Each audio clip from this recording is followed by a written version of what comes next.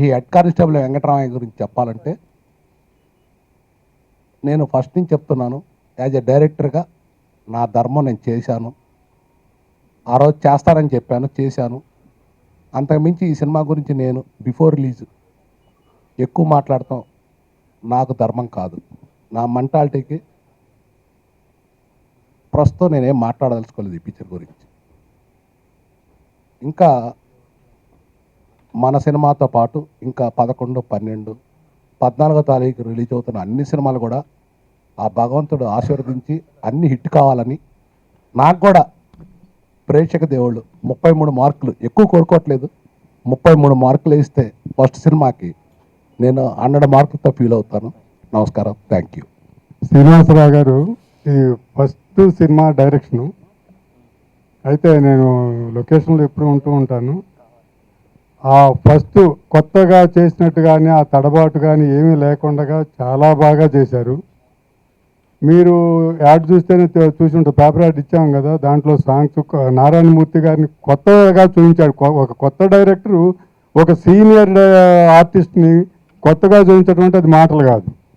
Senior director చూపించవచ్చు కానీ ఒక సీనియర్ ఆర్టిస్ట్ని, ఒక సీనియర్ హీరోని ఒక కొత్త డైరెక్టర్ కొత్తగా చూపించడం అనేది చాలా అరుదుగా జరుగుతుంది. అది చూపించాడు, సక్సెస్ అయ్యాడు. రెండోది ఏంటంటే చాలా లేటెస్ట్ పాయింట్, ఇప్పుడు డబ్బుని 1000 రూపాయలు 500 రూపాయల నోట్లు ఎలా గవర్నమెంట్ క్యాన్సిల్ చేసిందో ఇది లేటెస్ట్గా వాళ్ళు చేసింది. కానీ ఈ స్టోరీ ఎప్పుడో అనుకొని ఇలా జరగాలి కావాలి, ఆ ఆర్థిక వ్యవస్థ నాశనం అయిపోతుందని చెప్పి అనేసి ముందుగానే ఊహించి వీళ్ళు డైరెక్ట్గా కొత్తగా అతనైనా కూడా దాన్ని తీసుకొచ్చేసి సినిమా చేశారు. ఎప్పుడు ఒక మెసేజ్ ఓరియంటెడ్ సినిమా చేయదలుచుకున్నప్పుడు దాన్ని ఫ్యామిలీ డ్రామాతోటి మిక్స్ చేస్తేనే జనాల్లోకి వెళ్తుంది. ఊరికే డబ్బు క్యాన్సిల్ చేయాలి, కార్డులతోటి వాడాలి, అది చేయాలి ఇది చేయాలని చెప్పంటే జనాలకు ఎక్కువ. దాన్ని పర్ఫెక్ట్గా ఒక ఫ్యామిలీ డ్రామాతోటి మిక్స్ చేసి అసలు ఆ విషయం ఎందుకు వచ్చింది, డబ్బు ఉండకూడదు, ఈ డబ్బు క్యాన్సిల్ చేసి ఒక కార్డుతోటి ఏటీఎంలతోటి వీటితోటి నడపాలని థాట్ ఎందుకు వచ్చింది అనేది ఫ్యామిలీ డ్రామా నుంచి తీసుకున్నారు. అది కొత్తగా ఉంది. సో డెఫినెట్గా ఇది ఫ్యామిలీ ఎంటర్టైన్మెంట్ తోటి పాటు ఒక మంచి మెసేజ్ ఉన్న సినిమా కాబట్టి కంపల్సరీగా హిట్ అవుతుంది. 100% హిట్ అవ్వాలని కోరుకుంటున్నాం. రెండోది ఏంటంటే హెల్దీ పోటీ ఉండటం మంచిదే కానీ హెల్దీ పోటీ అంటారు, హెల్దీ పోటీ ఉండాలి. ఒక చిన్నదాన్ని కంప్లీట్గా చంపేసేసి ఇది పోటీ అంటే అది కరెక్ట్ కాదు. ఇండస్ట్రీలో హెల్దీ పోటీ ఉంటే బాగుంటుంది. అంటే రిలీజ్ అయ్యే అన్ని సినిమాలకి థియేటర్స్ ఈక్వల్గా, కొంచెం చిన్న సినిమా అంటే తక్కువ థియేటర్లు ఇచ్చైనా దాన్ని కాపాడాలి. కానీ హెల్దీ పోటీ అని చిన్నదాన్ని తొక్కేసేసేసి చంపేసిన తర్వాత ఇంక హెల్దీ పోటీ ఏంటి, తొలి పోటీ ఏంటి? సో ఇది కొంచెం ఇండస్ట్రీ పెద్దలు ఆలోచిస్తే బాగుంటుంది. Head constable Venkataramayya. నేను 30 ఏళ్ళుగా సినిమాలు తీస్తున్నానండి. ఉద్యమకాడ, రైత, కూలియ, బడుగు బలహీన వర్గాల, కార్మికుడ, కర్షకుడ, లైక్ దట్ ఎన్నో వేషాలు వస్తున్నా. అనేక సార్లు పోలీస్ సోదరులు అన్నా ఎప్పుడు మా గురించి సినిమా తీయబెట్టే, మాకు ఎగ్నిస్ట్ తీస్తాబెట్టే, ఎప్పుడు మాకు ఎగ్నిస్ట్గానే వేషాలు వేస్తాబెట్టే, మా వేషం కూడా వెయ్యన్నా అని ఎంతో ప్రేమగా అడిగారండి చాలామంది పోలీస్ సోదరులు. అప్పుడు చెప్పేవాడిని, సార్ నేను తీసేది మీకు ఎగ్నిస్ట్ కాదు, వ్యవస్థకి ఎగ్నిస్ట్గా. ఉద్యమకారులు పోలీసులు ఏమి యాక్చువల్ ఎనిమిస్ కాదు, ఓ తల్లి బిడ్డలు. వాళ్ళు ఫైట్ చేసుకుంటే బికాస్ ఆఫ్ ప్రభుత్వ ప్రజా వ్యతిరేక విధానం ఎగ్నిస్ట్గా ఉద్యమకారులు ఫైట్ చేస్తుంటే ఫ్రంట్ రోలో మీరు వస్తారు కాబట్టి the fighting is going on. నన్ను మీరు అర్థం చేసుకుంటే వాళ్ళు హ్యాపీగా అర్థం చేసుకున్నారండి. అలాంటి నా కోరిక ఈ హెడ్ కానిస్టేబుల్ వెంకటరామయ్య ద్వారా చాలా గొప్ప వేషం ఇచ్చి తీర్చినందుకు పాత్రికేయ మిత్రులారా మీ అందరి ముందు ఆ నిర్మాత దర్శకులకు నా వందనాలు చెప్తున్నానండి. ఇక ఈ సినిమా విషయం ఏంటంటే మానవ విలువలను ఆర్థిక విలువలు డామినేట్ చేస్తున్న దశలో మనిషి పరిస్థితి ఏమిటి, అలాగే కుటుంబ పరంగా కానీ దేశపరంగా కానీ ప్రపంచపరంగా కానీ మొత్తం డబ్బు డబ్బు డబ్బు డబ్బు డబ్బు డబ్బు మార్కెట్ మార్కెట్ మార్కెట్ మార్కెట్ ఇలా మార్కెట్ మయమైపోయిన ఈ దశలో డబ్బు లేకుండా మనిషి జీవితం మనుగడ సాగడం చాలా కష్టపడుకునే దశలో అసలు డబ్బు లేకుండానే చేస్తే పోరా అనే మహోన్నత థాట్ని ఆయన నాకు 1 year బ్యాక్ చెప్పారండి. ఇవాళ నరేంద్ర మోడీ గారు ఏవైతే పెద్ద నోట్లు రద్దని క్యాష్లెస్ సొసైటీ అని ఏమైతే అంటున్నాడో అవినీతిని పారద్రోలాలని అది 1 year బ్యాక్ ఆయన చెప్పాడు నాకు. ఆ థాట్ నచ్చి, ఆ పాయింట్ నచ్చి, ఆయనకి నాకు ఉన్న అనుబంధానికి నేను ఈ సినిమా చేశాను సార్. ఈవేళ నేను సెట్లో చూసిన కానీ, ఆయన ట్రీట్ చేసే విధానం కానీ, ఆయన డైరెక్ట్ చేసే విధానం కానీ, నిర్మాతగా రాజీ పడకుండా బేపచ్చకు ఖర్చు పెట్టే దశ కానీ నిజంగా చూస్తుంటే నేను మురిసిపోతున్నా. ఏంది ఈయన ఇంత ఖర్చు పెడుతున్నాడు, ఆయన ఇంత రాజీ పడకుండా తీస్తున్నాడు, ఇలా డైరెక్ట్ చేస్తున్నాడు అని నాకు చాలా ఆనందం వేసింది సార్. అప్పుడు నేను చాలాసార్లు స్పాట్లో చెప్తున్నా, అయ్యా నేను ఆర్ నానుమూర్తిని 15 ఏళ్ళు బీభత్సంగా దుమ్ము దులిపా. నా సినిమాల సంవత్సరాలు, గోల్డెన్ జూబులీలు, 100 days బీభత్సంగా ఆడే బళ్ళు, ట్రాక్టర్ లారీలు, 15 ఏళ్ళ బట్టి నా పరిస్థితి మహాసముద్రం ఈస్తున్నానండి. ఇదే దశలో మీరు నాకు ఎకట్రామ్ ఇచ్చి మీరంత ఖర్చు పెట్టడం సమంజసంగా లేదు అంటే, నారాయణమూర్తి నేను డైరెక్టర్, నిర్మాత, నువ్వు యాక్టర్వి, నువ్వు బ్రహ్మాండ యాక్షన్ చేయి, నేను ఏం ఖర్చు పెడతా అని రాజీ పడకుండా అంత ఖర్చు పెట్టి సినిమా తీసినందుకు మనస్ఫూర్తిగా నేను అభినందిస్తున్నాను సార్. ఓ రకంగా చెప్పండి, నా సినిమా కెరీర్లో ఈ ఫిల్మ్ ఫ్రెండ్స్ ఇంత బడ్జెట్ చిత్రంతో నేను తీరేదు, నేను బయట కూడా యాక్ట్ చేయాల. అలాగే 31 సినిమాలు తీస్తాను కానీ ఏనాడు నా సంక్రాంతి బరిలో నేను లేనండి. ఫస్ట్ టైం నేను రావడం అండి. అదే నేను సినిమా స్టార్ట్ చేసినప్పుడే సంక్రాంతి రిలీజ్ చేస్తున్న నానుమూర్తి అని చెప్పాడండి ఆయన. కాబట్టి ఆయన డెడికేషన్కి అనుకున్న ప్రకారంగా సంక్రాంతి రిలీజ్ చేస్తున్నందుకు ఆయనకు వందనాలు చెప్తూ, నా పక్కన నటించిన మహాతల్లి, మహానటి జయసుధ గారికి థ్యాంక్స్ చెప్తున్నాను. ఎందుకంటే నేను సావిత్రి గారి అభిమాని, నేను మహానటి సావిత్రి గారు అంటే నాకు మామూలు ఇష్టం కదండి. మళ్ళా వారి తర్వాత నాకు నచ్చిన నటి సహజ నటీమణి, ది గ్రేట్ యాక్ట్రెస్ జయసుధ గారు. అలాంటి మహానటీమణి వీరు ఈ సినిమాలో నా కాంబినేషన్గా పెట్టడం వల్ల ఫ్యామిలీ డ్రామా, మెసేజ్ ఓరియంటెడ్తో పాటు అమోఘంగా బ్రహ్మాండంగా పండించడానికి దానికి కారణం నటినట్టు యొక్క సమ్మేళనం, ఆయన తీసుకున్న విధానం అంత బాగుందండి. ఏదో పాస్ అవుతున్న ఆశతోనే ఉండే, ఏదో 35 మార్కులు ఆయన ఎప్పుడు నాతో అంటున్నాడు, నానుమూర్తి నాకు 33 మార్కులు చాలని ఆయన అంటున్నాడు, 35 చాలని నేను అంటున్నా. వచ్చాయని కూడా జనం పాస్ చేస్తే ఇంకా వెరీ వెరీ హ్యాపీ అండి. సో అలాగే ఈ సినిమాకి ప్రజాకవులు గోరు టెంకన్ కానీ, సుధలా సుధీర్ గారు గొప్ప పాటలు రాశారు. వందేమా శ్రీనివాస్ గారు బ్రహ్మాండంగా మ్యూజిక్ చేశారండి. అలాగే కెమెరామెన్ సుధాకర్ రెడ్డి గారు బ్రహ్మాండంగా తీశారండి ఆయన. అలాగే ఫైట్ మాస్టర్ సతీష్ గారు, డాన్స్ మాస్టర్లు శివసుబ్రహ్మణ్యం గారు, ఆర్ట్ డైరెక్టర్ బాబు గారు, 24 క్రాఫ్ట్స్ అందరూ కూడా పండగలకు చాలా హ్యాపీగా, ఆయన ఎప్పుడు స్టార్ట్ చేశాడా, ఎప్పుడు ఫినిష్ అయినా తెలియకుండా అంత ఆనందంగా జరిగిపోయింది సార్ షూటింగ్ మొత్తం అంతా. సో అంత బాగా జరిగింది. అందరికీ నా వందనాలండి. ఈ దశలో ముఖ్యంగా మనం మాట్లాడుకోవాల్సింది ఏంటంటే, పండగ బరిలో అటు మెగాస్టార్ చిరంజీవి, ఇటు యువరత్న బాలకృష్ణ మధ్యలో ఆర్ నానుమూర్తి పీపుల్ స్టార్ అంటున్నారండి. అది వందనాలు మీ అందరికీ. వాళ్ళకి నాకేం కంపేర్ లేదు brother. Is megastar, is Yuvaratna, I'm people star, no comparison. ఎవరిదో వాడది. అయితే నా విజ్ఞప్తి ఏంటంటే, మనస్ఫూర్తి చెప్తున్నా, నేను శ్రీనివాసరావు అడుగుతున్నా, సార్ మనకేమైనా థియేటర్ దొరుకుతున్నాయంటే ఫ్రెండ్లీ అంటే ఇప్పుడు దాకా ఒక్క థియేటర్ కూడా దొరకలేదు నానుమూర్తి అంటున్నాడు ఆయన. ఏడుపు వస్తుంది బ్రదర్, నిజంగా ఏడుపు వస్తుంది. ఎందుకు ఏడుపు వస్తుందంటే, ఇది నేను యాక్ట్ చేసిన సినిమాని పక్కనట్టండి. ఎప్పటి నుంచి మేము మొర పెడుతున్నాం, గోల పెడుతున్నాం, మాలో యూనిట్ లేకపోవడం వల్ల మాది కాగోలు అవుతుంది. ఈ లీస్ట్ అనేది దారుణంగా ఉండడం వల్ల బీభత్సంగా మొత్తం ఆక్యుపేషన్ అనండి, ఏమనండి థియేటర్ మొత్తం అంతా కొంతమంది చేతుల్లో ఉండిపోవడం వల్ల చివరికి ఈవేళ ఏదైతే భారీ చిత్రాలు ఉంటాయో, భారీ పబ్లిష్ ఉంటాయో ఆ సినిమాల్ని మ్యాక్సిమం వేసేసి చిన్న సినిమాలకు థియేటర్ లేకుండా చేయడం అనేది చాలా దుర్మార్గమైన చర్య అండి. తెలుగు ఇండస్ట్రీలో ఫిల్మ్ ఛాంబర్లో రిజిస్టర్ అయ్యి సినిమా రిలీజ్ అయితే, ఆ సినిమా రిలీజ్ అయినప్పుడు దాన్ని థియేటర్ కల్పించాల్సిన బాధ్యత థియేటర్స్కి ఉంది, ఫిల్మ్ ఛాంబర్కి ఉంది, ప్రొడ్యూసర్ కౌన్సిల్కి ఉంది, గవర్నమెంట్కి ఉందండి. ఈవేళ ఇంకా థియేటర్లకు ఏమీ ఇవ్వట్లేదు అంటే మ్యాక్సిమం ఎందుకు అలా చేస్తుందండి? మ్యాక్సిమం లీజ్ తీసుకొని, మ్యాక్సిమం రెంటల్ సిస్టమ్ పెంచేసి, ఆక్యుపేషన్ మ్యాక్సిమం పెంచేసి, బ్లాక్ టికెట్లు మ్యాక్సిమం అమ్మేసి, క్రేజ్ని మొత్తం మూట కట్టుకొని ఇచ్చేయడం కోసం అన్ని థియేటర్లు వేసేస్తుంటే, ఒకే సినిమా ఊళ్ళో ఉన్న 10 థియేటర్ ఒక సినిమా పోతుంటే, ఇంకో 5 థియేటర్ ఇంకో సినిమా పోతుంటే, ఇంకా మాలాంటి సినిమాకి థియేటర్ ఎక్కడ దొరుకుతుంది చెప్పండి?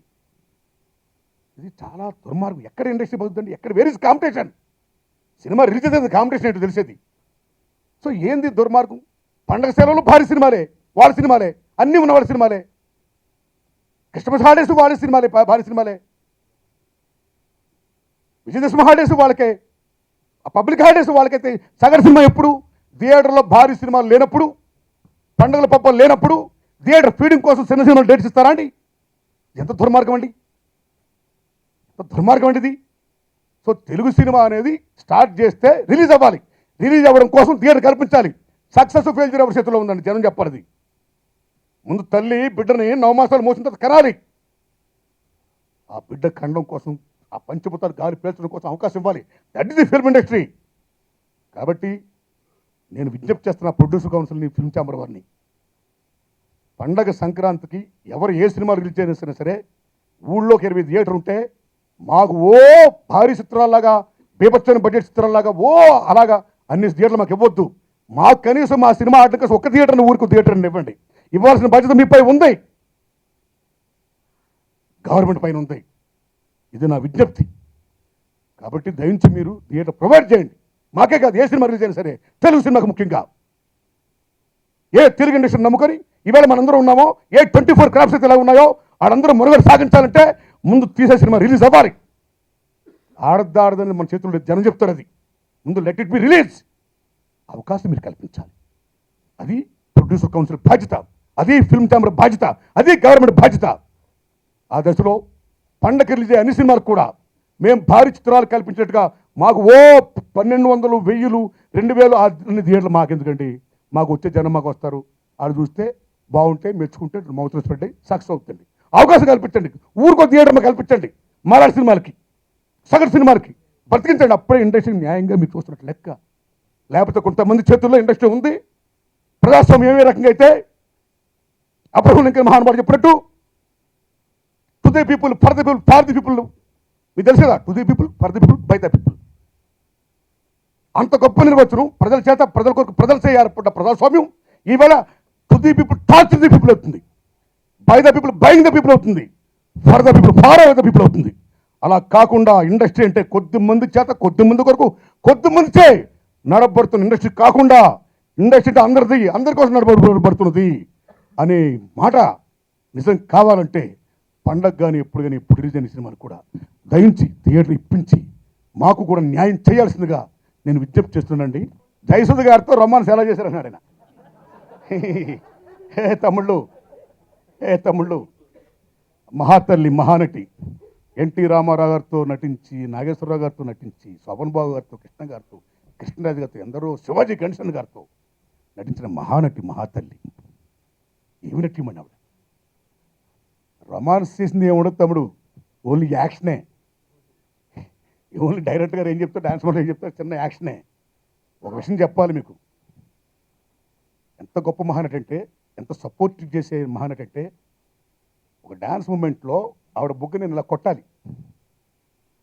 నాకు ఆవిడంటే చాలా అభిమానం, ఒక సార్ట్ ఆఫ్ ఎడోరేషన్, ఒక పవిత్ర భావం ఆవిడంటే. మహానటి సావిత్రి తర్వాత ఆ దశలో బుగ్గ కొట్టాలి. నేను బుగ్గ కొట్టలేకపోతున్నా. నేనేమో గట్టి కొడితే ఎక్కడ ఆవిడ ఏమన్నా కందిపోద్దామో, నాకు అసలు భయం వేస్తున్నావు రకంగా చెప్పాలంటే. ఇలా కొడతారంటే దీని ఏం తగులిపోద్దాం అని కొంచెం మిస్ అవుతున్నా తమ్ముడు. 3 సార్లు మిస్ అయ్యానే, 3 సార్లు మిస్ అయ్యా. మిస్ అయినప్పుడు ఆ డాన్స్ మాస్టర్ గారు సాటిస్ఫై కావట్లేదు, డైరెక్టర్ గారు ఏమో అడుగుతున్నాడు, తిక్క కొట్టాడు ఆయన. ఏం కొడతాం మేడం మేడం అంటున్నాను నేను. ఎంత గొప్ప ఆవిడంటే, చేయనానుమూర్తి నా మాట ఇలా కొట్టు అని అంత గొప్పగా సహకరించిన మహానటిమణి. నేను సినిమా ఇండస్ట్రీలో గౌరవించే ఇప్పుడున్న తరంలో,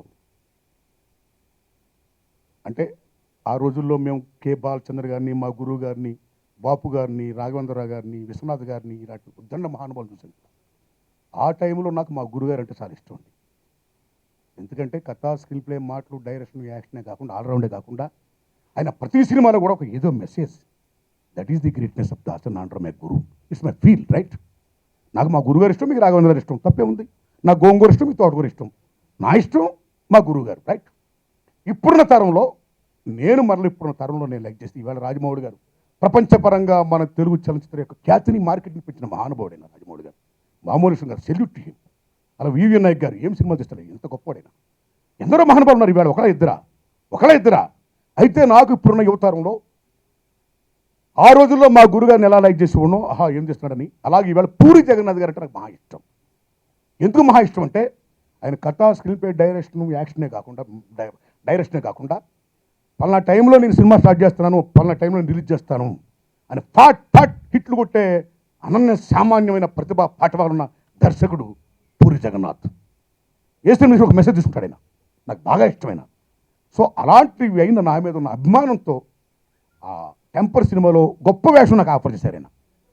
అయితే మీకు ఈ విషయం చెప్పాలి మిత్రులారా, నేను జూనియర్ ఆర్టిస్ట్ నుంచి వచ్చినాడు. నేను జూనియర్ ఆర్టిస్ట్ నుంచి మా గురుగారి దయవల్ల ఒక హీరో సినిమాలో హీరో వేషం, ఇంకో మంచి సినిమాలో వేషం కానీ నేను బిజీ కాలా.